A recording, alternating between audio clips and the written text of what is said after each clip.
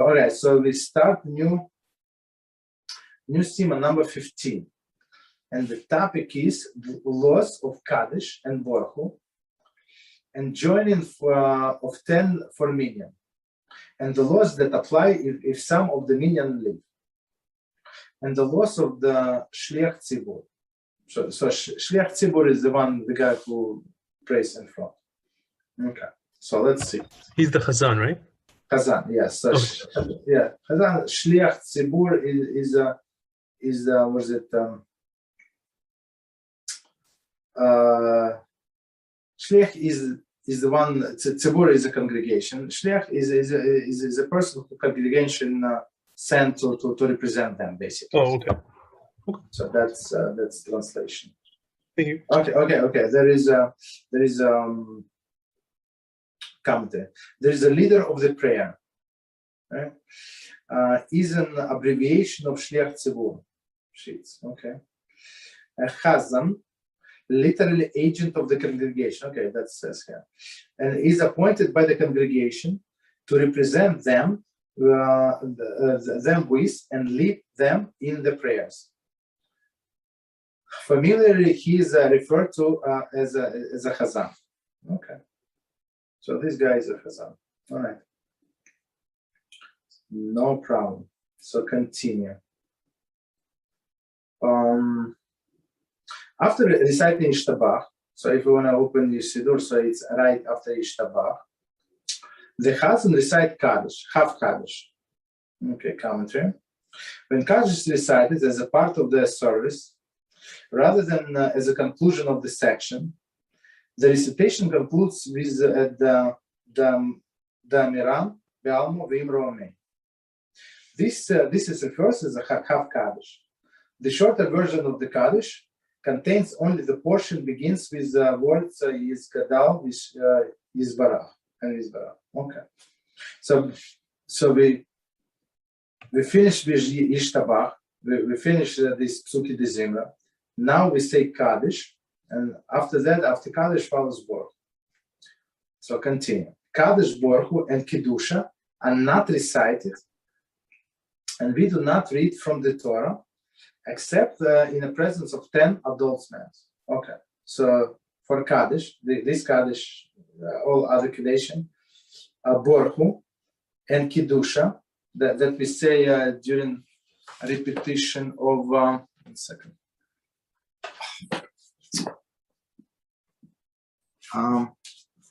During the repetition of Shmona Esrei, somehow I thought that I said this sound when somebody wants to join. I don't know what happened, sorry. Okay, so for all of this, we need 10 men.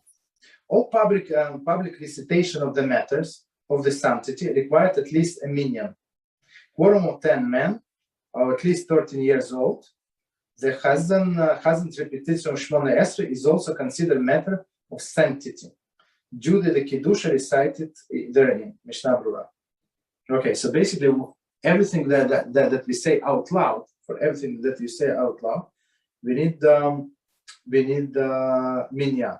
So Minyan is adult men older than 13 years old, and of course we know that they have to be Shomer Shabbos.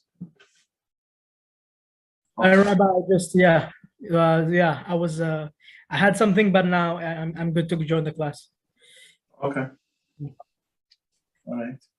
So we're back to Hilchot Shabbat, right? Or we're doing Kitzur? No. We're doing Kitzur. Okay. So with speech. So the topic that we started, laws of Kaddish, Baruch Hu joining for 10 for Minyan, and laws that apply if some of the Minyan leave. Laws of Shliach Tzibur. So far we said everything that we have to say. The congregation have to respond to the Chazan, the one who prays in front. So you need the 10 kosher adult men. Okay. If 10 men were not present at the time of Yishtabach was recited, and only after Yishtabach was said, was the minyan completed, Chazan should not recite Kaddish. For we do not recite Kaddish except following that was recited in the presence of 10. So here's maybe you notice, or maybe you lucky not to notice. So if you don't have 10 people, in the beginning of the prayer, so they would not finish Psuki de Zimra with Yishtabach. They will wait until the 10th person comes, and then they say Yishtabach, and then they can say Kaddish. Because if they say Yishtabach, so this Kaddish does not connect to anywhere. So this half Kaddish, even the shorter version, doesn't make any difference. It is connected to the Psuki de Zimra. And we will see, just knowing this concept, we will see when when we start something, whatever we start, and we had 10 men, and then somebody had to leave, whatever, he left, and even though there is no 10 men, in some instances, we can say Kaddish, because this Kaddish is connected to the part of the prayer that we were saying before, even there is no 10 men. Okay, that's very interesting. Continue. Sorry, question. Yes. Sorry. If, let's just say 5 people leave, because there's now non-majority, can you still continue? Or?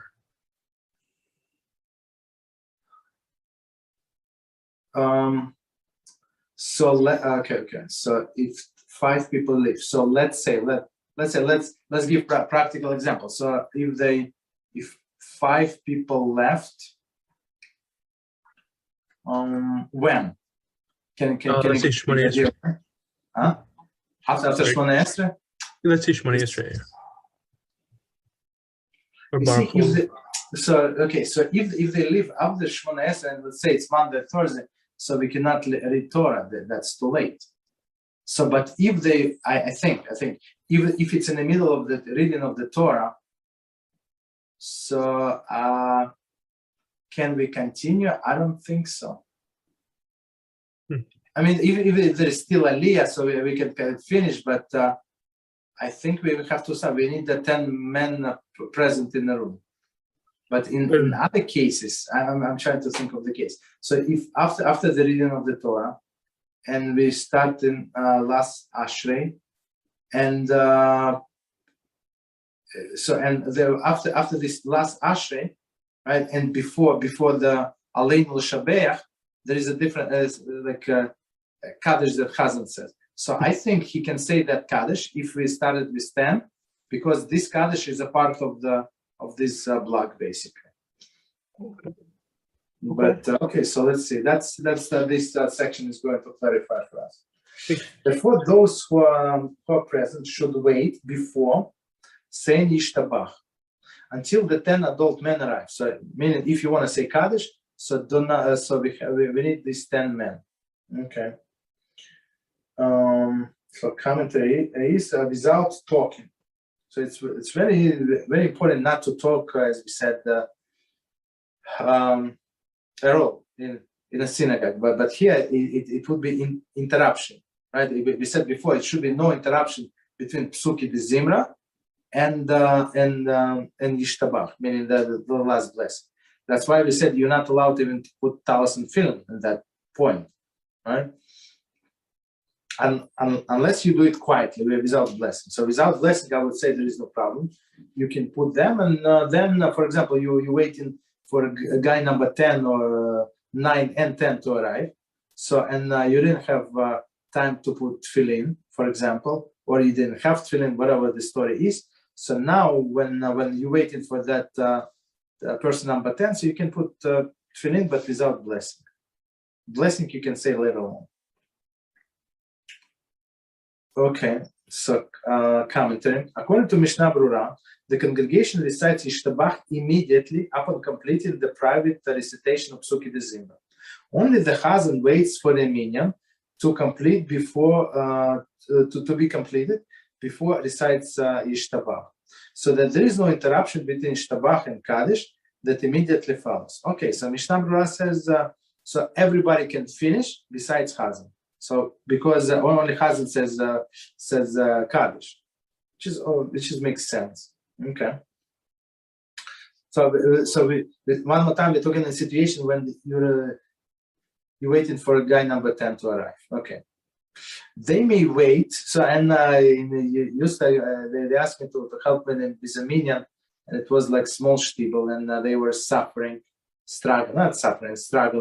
with the Minyan. And the guy number 10, he knew that nobody's going to start without him. So he would stroll in, I don't know, like 10, 15 or something.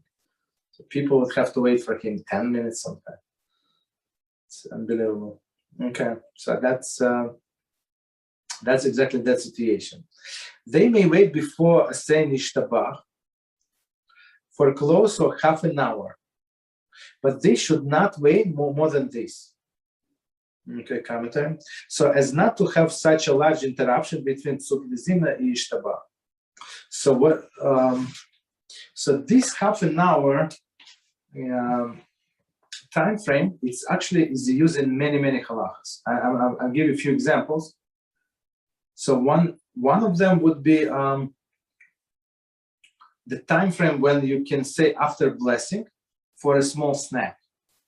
So you ate apple or you ate banana. Are you full? No. After 10 minutes, you're hungry again. Yeah. So they say even but you ate, and at the time that you finish eating, you were satiated. So they give you 30 minutes to say the blessing. After that, it's that's it. Right? Or sorry. Yeah, go ahead. If you said like shiakol on water or shiakol on treat, for an example, but you're still hungry after a few minutes, you have a 30-minute time frame to not say the blessing shiakol again? Yes. Okay. No. I apologize. No. Sorry. You're right. I mean after blessing. After blessing. Oh, after blessing. Okay. I apologize. But then for sure. Yes. So yeah. Okay. So and same. For example, if you like the Rosh Hashanah is coming, right? So in many shuls from between Shacharis and mussar, they have a break. Not in all of them, but I mean some they do, some whatever the custom is. So and if there is a break because it's such a long davening, so it's not proper to fast, right? So it's a person cannot fast after the midday, right? On holidays, basically, on Shabbos holiday. So sometimes they would do small kiddush, some cookies, whatever, and then they start start mussar on Rosh Hashanah. So in this case, they say that of course you're going to take off your talis, you don't need it. So it's up to half an hour. So if you took it off with intention that you're going to put it on, whenever after the break, even at 15-20 minutes, even you go to the restroom, you go outside, you do this, that, there is no problem, you go to a different room, so you don't have to say the blessing. But if talis was on you and it slipped off, you didn't notice, some people, I don't know, they don't pay attention. So they're walking around, and it says if half of the talis fell off your body, like it's dragging, so you have to say the new blessing because you didn't pay attention. But in this case, it's half an hour, no problem. Rather, when this limit approaches, maybe this 30 minutes. So this 30 minutes, it's such a big break. So it's not that you don't even notice the connection. What you were saying before, they should recite Yishtabach and then wait. So minimum finish the block, as we said, Psuki de Zimra, and wait before starting Borchu, right? And when the 10 men arrive, they should first recite some